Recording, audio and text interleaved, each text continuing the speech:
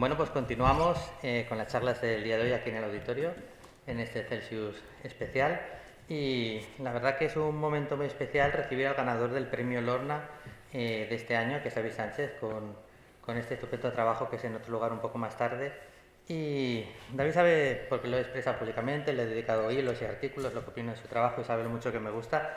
Pero ya no es una cuestión de gusto personal, evidentemente, ¿no?, que esté aquí, sino porque realmente en un mundo donde encontrar la voz propia es cada vez más difícil, donde la autoría es algo más a reivindicar, un autor con un estilo tan único, ya no hablo de dibujo ni mucho menos, sino de contar una historia tan singular, tan especial y sin duda tan necesario, porque esas cosas son necesarias para la comunidiversidad y demás, es algo a reivindicar y me encanta que el premio Lorna haya caído en tus manos porque me parece que dice mucho del buen juicio del jurado y me parece que también dice mucho sobre cómo la gente está interpretando la ficción, aunque ahora hablaremos hasta qué punto es ficción o no es ficción lo que tú haces, porque además esas fronteras son como muy relativas, ¿no? Pero hay mucha gente que puede acercarse a tu obra como se acercan a otras obras tratando de encontrar un significado, ¿no? De responder una pregunta tipo ¿qué me ha querido decir? ¿Qué me ha querido contar? Y creo que en este caso, en general, puede ser un error, pero creo que en este caso es un error garrafal, porque la comunicación que tú estableces en este lenguaje emisor-receptor es algo más intuitivo, vendría a ser como el lenguaje no verbal, ¿no? Está la conversación, está el otro, pero alguien te puede estar diciendo cosas muy chulas y tú notar que a lo mejor no le caes muy bien o al contrario, alguien te puede estar rechazando, pero su cuerpo te dice que te quiere, ¿no? Entonces tu obra se comunica a este nivel. Yo creo que quizás por eso el cómic haya sido el lenguaje de expresión que hayas utilizado, porque, ¿cómo dirías? Porque quizás comunica de una forma más primitiva con el que lo lee, por la misma manera que antes de hablar ya nos escribíamos con imágenes o ya nos poníamos pinturas en una cueva para contarnos historias, ¿no? Y responde, tiene algo atávico y tiene algo intuitivo y tiene algo que la imagen trasciende, igual que la palabra trasciende, pero de una manera distinta. Y yo no sé hasta qué punto tú como creador eres consciente o intencionado de comunicarte de esta forma diferente con el lector o con el espectador a lo que habitualmente suelen hacer tus compañeros de profesión y no solo de cómics, sino de narración en general. Pues bueno, gracias a todos por venir. Pues sí, estoy de acuerdo con lo que dices.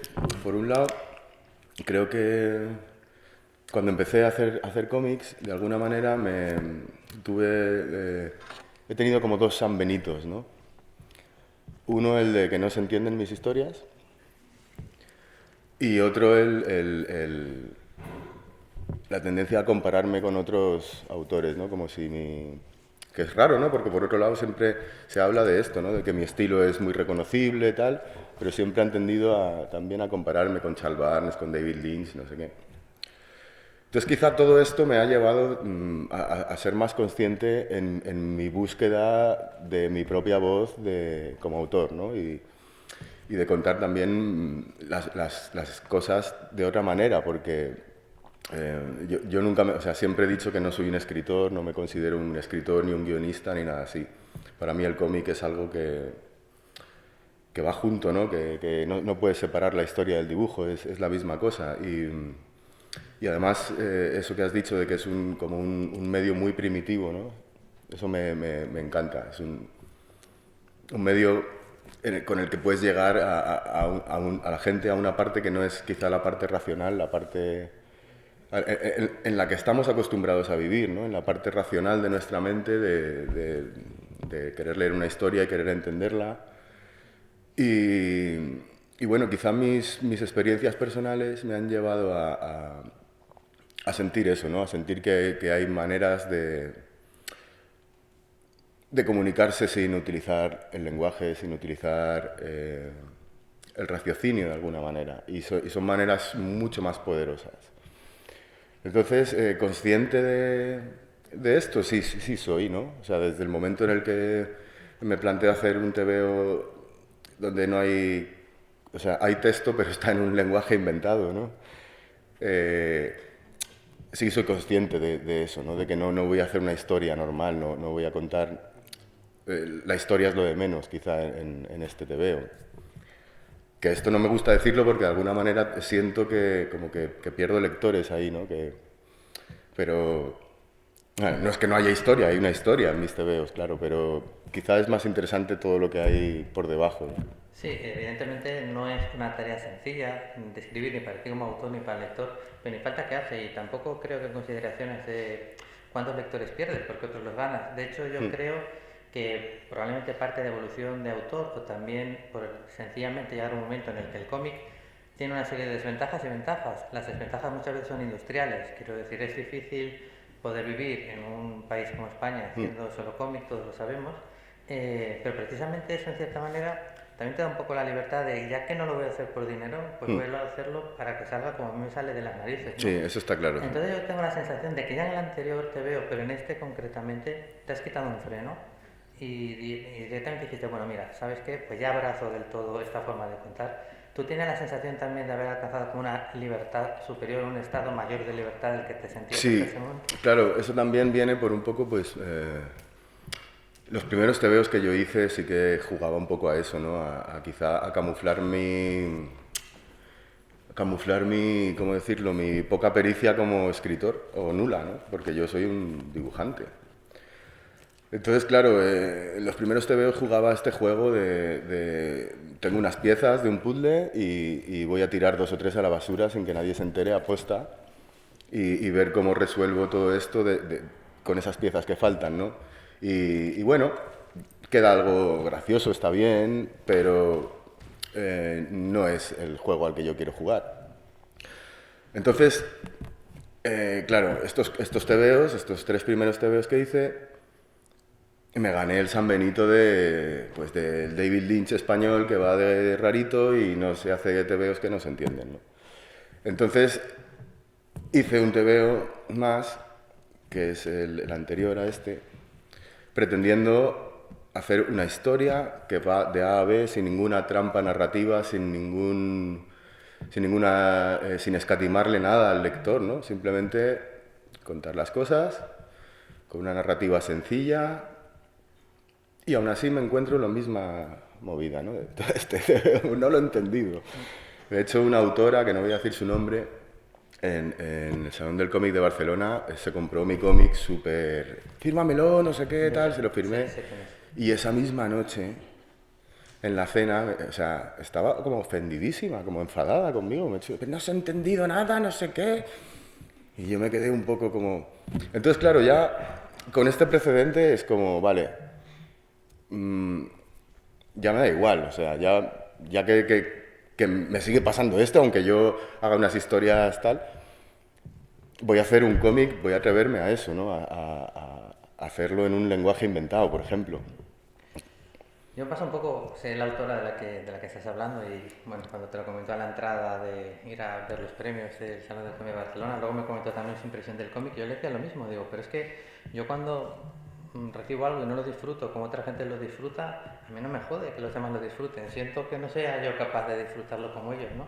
Y yo creo que en el acercamiento a tu obra, pues un poco lo que dices, han empezado un montón de etiquetas que se te han puesto un poco absurdas y más absurdas todavía a raíz de cómo has ido cambiando, que han impedido en cierta manera que tu obra contactara al 100% con tu público, algo que también creo que ahora por fin ha cambiado un poco con este salto o doble salto mortal hacia adelante que has dado. Pero en este camino, al principio, si bien esas influencias que decías que te ponían, no sé si eran las más acertadas o no, yo veía más de ti, no sé, de Ito, por ejemplo, o de algún autor japonés, incluso más que de Ware y de otros nombres que te decían, que debía ser por lo aséptico del color y poco más, ¿no?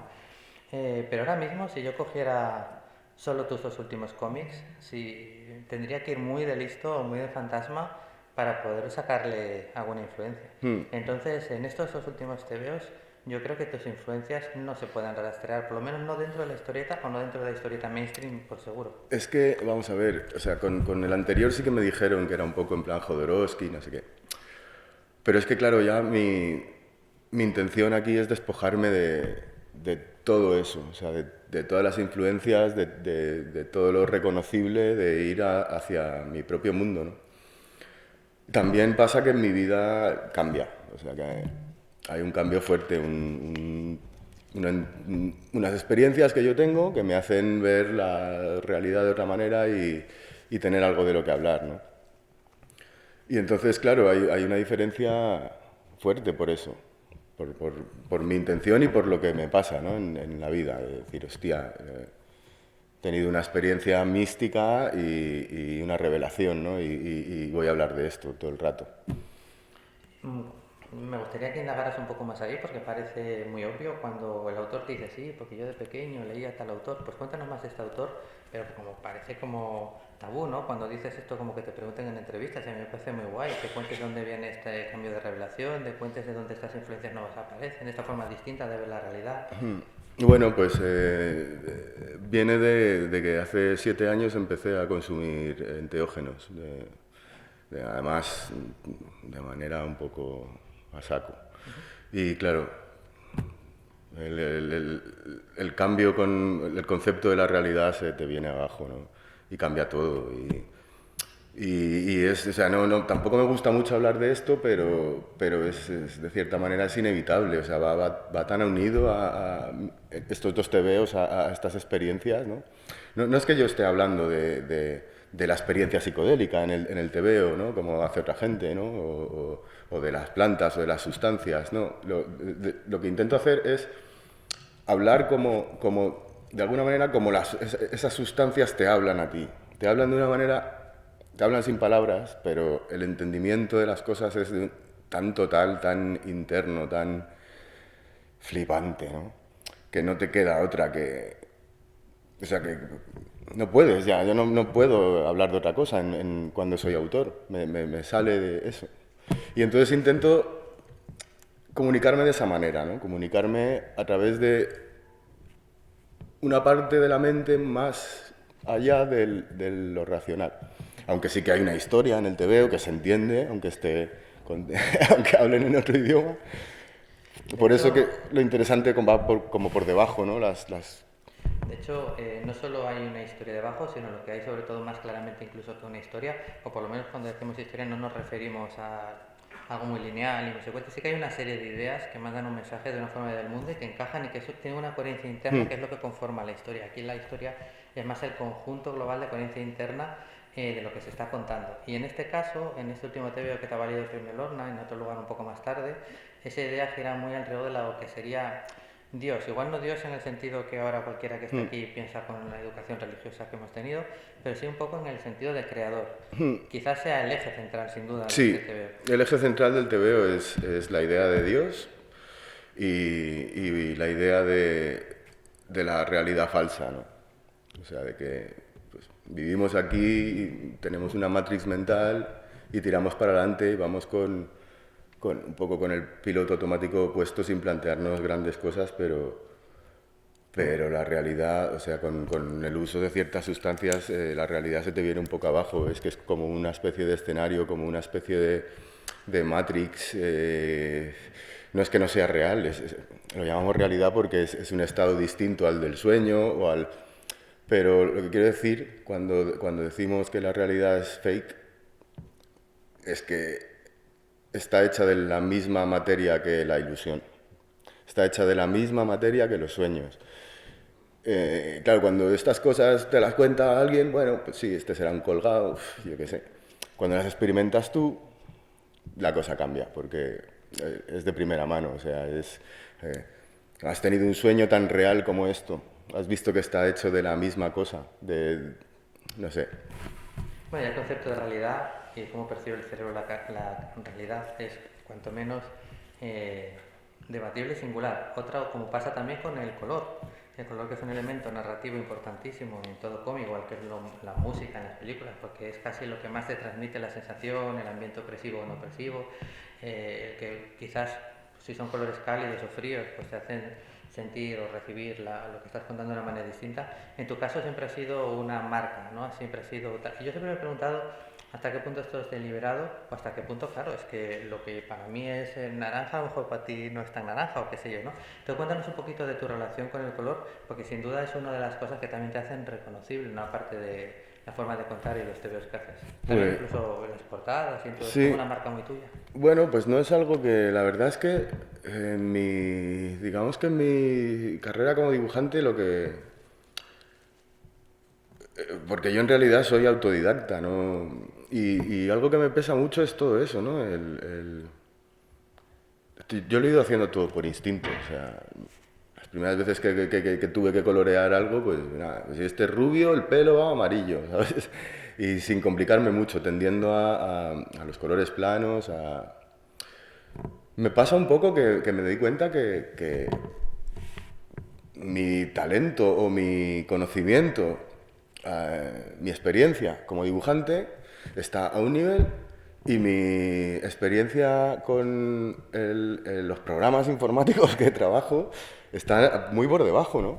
Y eso me lastra un poco, me rayo mucho. O sea, llevo como 2 años rayado con el color, ¿no? Sin estar contento, sin... No te sé decir, no te sé responder a esta pregunta porque ya te digo que no lo hago de una manera... O sea, no hay nada más que, pues, esto va de este color, trato de usar unos colores apagaditos, trato de que todo esté más o menos en la misma gama, pero no tengo una intención de manipular la experiencia del lector usando unos colores, otros...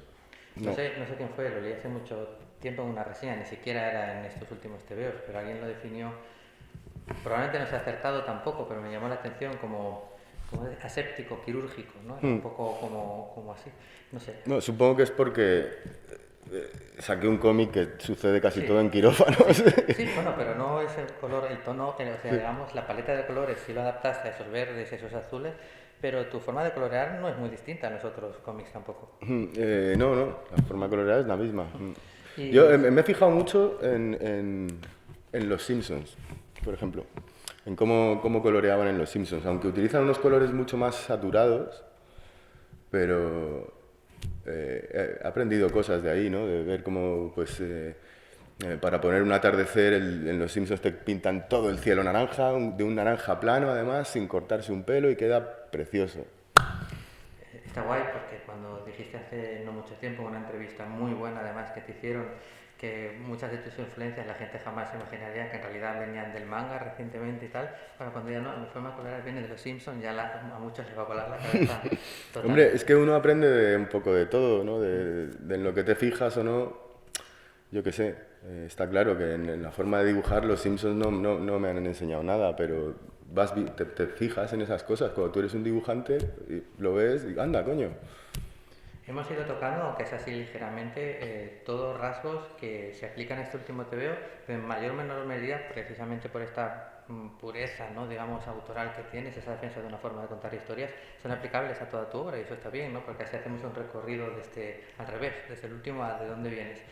Pero dentro de todo esto que hemos hablado pues, del color, hemos hablado de influencias, hemos hablado de tu forma de contar, qué entendemos por narrativa, lo que no hemos hablado es de la parte más prosaica, de técnica, de instrumento. Tú trabajas en digital casi al 100%, si no al 100%. Bueno, casi 100%. 100% no me engañas, que he visto tu libreta de bocetos y sé Sí, que bueno, tienes pero ahí una base de mano, papel y tal, ¿no? Pero a la hora de afrontar, construyes primero la página como un todo a bocetas, vas improvisando, cuéntanos un voy, poquito el día a día del curro. voy directamente, o sea, no ni siquiera me escribo un guión. Es un método de trabajo muy basado en la improvisación. O sea, tengo una pequeña idea y empiezo con ella y voy viendo hacia dónde me lleva. Y tampoco hay una planificación de página ni nada así. O sea, empiezo y voy dibujando el cómic. O sea, de la manera más sencilla posible. O sea, como si tuvieras 13 años y dijeras, me voy a dibujar un cómic aquí en el cole. Porque la profesora de matemáticas es un rollo. Y empiezas a hacerlo. Y ya está, como vaya saliendo. Y en ese proceso descartas mucho, que si tienes por camino, dibujas páginas y dices, no es por aquí por donde quiero ir. Ha habido veces que he tirado como 30 páginas. O sea, tenía 30 páginas de un proyecto fuera. Pero no ha sido por eso. O sea, normalmente en este último cómic no he tirado nada. Empiezo y acabo. Y ya está. Cuando tiro páginas es porque me doy cuenta que no hay una historia ahí, que no es la historia que quiero contar, que he tenido una idea mejor. O sea, pero el proceso es, intento que sea lo más sencillo posible. Hace tiempo en redes sociales nos diste el disgusto de que este iba a ser tu último cómic. Sí. Por suerte, la alegría ya es que no es cierto. Entonces, cuéntanos un poquito tu siguiente proyecto, por qué derroteros va a tirar y qué nos vamos a encontrar dentro de que ya sé que explicarlo no va a ser lo más fácil del mundo, pero bueno. Pues es que no tengo mucha idea, estoy un poco perdido. O sea, tengo lo que te enseñé el otro día, una idea de como unos personajes que son como una especie de... una mezcla entre Power Rangers y una secta mística. Y supongo que de ahí puede salir algo interesante, pero no lo sé. O sea, siempre que me pasa esto, luego el cómic que hago no tiene nada que ver con lo que he dicho al principio, porque, no sé, me voy guiando un poco por instinto, pues por eso. Trato de huir un poco de la racionalidad de la mente, ¿no? De dejarme llevar por otras... Entonces no tengo ni idea de qué va a ser todavía. Pues estoy acabando una historia que tenía a medias, pero me parece que estas van a ser las 30 páginas que tiro siempre. Está guay la historia, pero no me lleva más allá. Y en tu otra faceta que hemos conocido y hemos disfrutado, ya no solo a nivel de diseño e ilustración, que eso lo seguimos viendo y sigues haciéndolo más o menos de forma constante, pero a nivel de portadas y demás, que ha bajado un poco, bueno, la situación general, pero ¿va a tener continuidad o ahora lo has dejado un poco de...? Hombre, yo yo todo lo que me encarguen, o sea, es que es mi fuente de ingresos, la ilustración. Entonces, me encargas un curro, lo hago. Es curioso porque muchas veces que, bueno, lo dije a algún ganador de Goya, ¿no? Ahora tengo el Goya y parece que nadie me pide pelis porque deben pensar que soy súper caro, que soy inaccesible. Y en realidad yo creo que tú has marcado tanto una forma de hacer portadas, incluso de portadas muy asociadas a un tipo de producto de una editorial, porque nos consta, que lo hemos hablado el otro día, que hay gente que dice, bueno, ya está haciendo las portadas de fulanito, Ya, o si sí. lo cojo, como que eso a veces ayuda mucho y da ánimo a esos premios y tal, pero también puede ser un pequeño lastre. Sí, o sea, esto me pasó con Errata Naturae, que yo pues hice todo su diseño editorial, hice todas sus portadas durante años, nos vino muy bien a los dos porque cuando la editorial era nueva en todos los artículos destacaban el diseño, las portadas, no sé qué chulas, qué tal. A mí me vino muy bien porque me dio mucha visibilidad a mi trabajo, pero claro, esa exclusividad, que además ahora ya no trabajo para ellos, hace que otra gente, pues claro, pues les parezca que sí, que va a ser muy parecido a eso, que les van a relacionar con eso, que yo qué sé. Es un poco arma de doble filo. Sí. O sea, funciona muy bien mientras estás con esto. Ese trabajo sigue ahí, pero una vez se acaba y necesitas más, quizás es un poco lastre, sí. Bueno, pues yo nunca discuto a los autores cuando están, porque no es mi faceta, pero el cierre sí lo hago yo, y entonces ahí puedo decir lo que quiero. Y quiero discutir, o quiero decir que estás equivocado en una cosa que dijiste hace no mucho tiempo, hace, para mi forma de entender, demasiado poco tiempo, y es que, bueno, que creías que una cosa de la que a lo mejor carecías y que por eso tus historias podían ser como eran que no tenías un gran mensaje para contarle al mundo, ¿no? Y yo creo que tú estás contando el mensaje más grande que se le puede contar al mundo. Y creo que realmente el hecho de sigue tu voz, haz las historias que tú quieras, cómprate tu libertad, pero es más importante que cuentes lo que quieras y lo que te sale que cualquier mierda que te manden. Entonces yo sí creo que tienes un gran mensaje. Lo que pasa es que a lo mejor no está en tu argumentario, pero sí está en tu obra. Lo que pasa es que a lo que me refería con esto no es tanto a que yo no tenga un mensaje que contar, sino dije esto, es que además me acuerdo porque lo dije. A lo que me refería es a que yo quiero decir, si yo no dibujase cómic, si yo no tuviese esas inquietudes artísticas, yo fuese un tío que trabaja, yo qué sé, en otra cosa, no necesitaría no tengo esa necesidad de contar mis experiencias místicas o psicodélicas a la gente. No tengo un gran mensaje que necesitáis oír porque os voy a revelar algo. No. Lo dije por eso, porque mi movida funciona al revés. O sea, yo lo que quiero, mi intención, es hacer un cómic. Esa es la intención principal. Luego ahí ya, que haya mensaje o no sé si me explico. Porque quizá, me parece un gran claro, me refería a eso, a que para mí, o sea, que yo qué sé, pues por ejemplo, yo qué sé, tú has vivido en un campo de concentración durante la Segunda Guerra Mundial y tienes un historión y necesitas contar eso y es primero la historia y luego ya ves si haces una película, si haces un cómic o cómo lo cuentas. En mi caso es al revés. O sea, para mí primero la inquietud es, coño, hago cómics, tengo que hacer un cómic, luego ya... Pues aunque no tengas ese gran trasfondo que vuelques en una gran historia, sigues dando una gran lección de vida, cómo hay que conducir tu camino y sacar las historias que llevas dentro.